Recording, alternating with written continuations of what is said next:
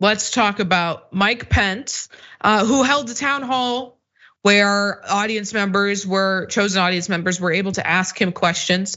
And after he gave an extremely transphobic answer to a previous question, this woman stepped up to the microphone, overcome with emotion, and rightfully so.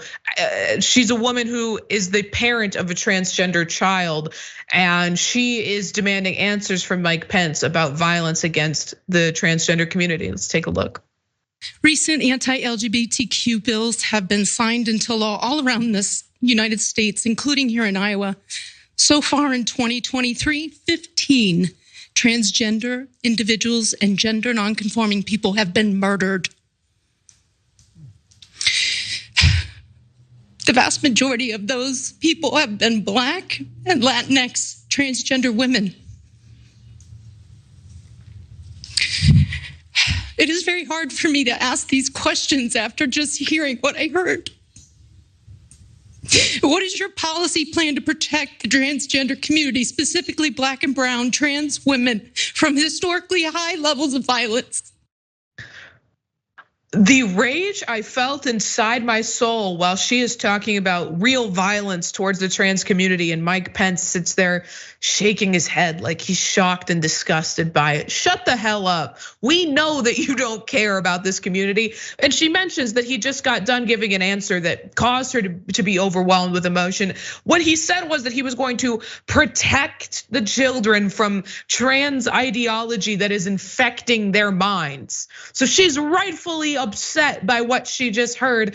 And of course, he gives a very disingenuous politician-ass answer. Well, Melissa, let me say, I'm deeply grieved to hear about those tragic circumstances. And I hear your heart. And I'm moved by your emotion. I truly am. Look, if I'm president of the United States, I'm gonna see to the protection of every American and the rights of every American. Now, I'm gonna spare you from having to look at Mike Pence's face anymore. I'm just gonna read to you what the rest of this answer was. He said, I'm a Bible-believing Christian. I have particular views of these matters, and you have a different view of those perhaps. Incidentally, that woman is also a Christian, but actually maybe believes in the idea of loving your neighbor as yourself, unlike Mike Pence.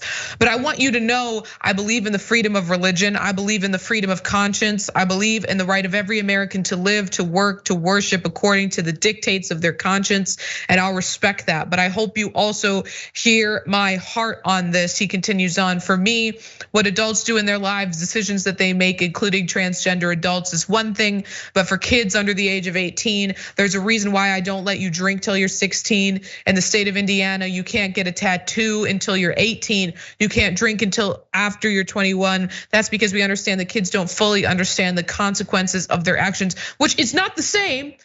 These are treatments being prescribed by doctors. No doctor has ever prescribed a child to get a tattoo.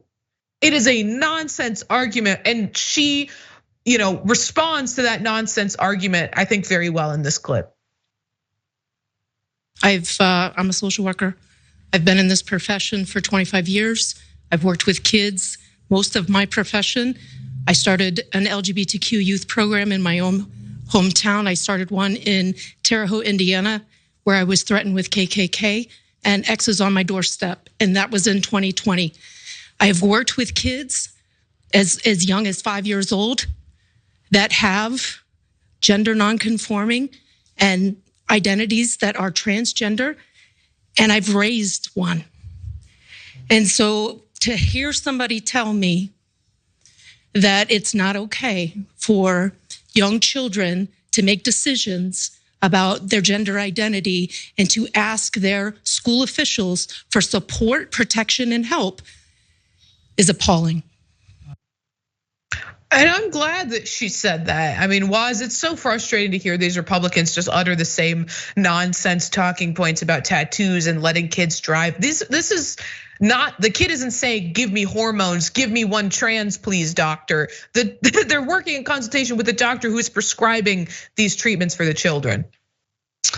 Yeah, I mean, I think a lot of people would see this issue who aren't very well versed on the actual treatment that goes into these treatments for the trans children and be like, that's crazy. You can't. I think that's what Mike Pence is trying to appeal to. Somebody who's not well versed on this topic, being like, that's crazy. You can't just let a kid decide they're not who they're supposed to be, right? And I think that's all Mike Pence is doing. He's banking on people who are low information on the issue to side with him by throwing out this stuff about drinking and driving and all that other stuff. It's just a clear dodge. That's all it is.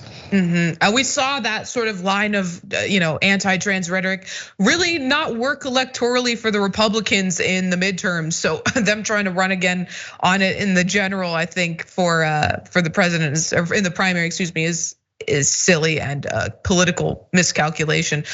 But we'll keep you all updated on the progress of that primary, although I think we all know who is gonna win it.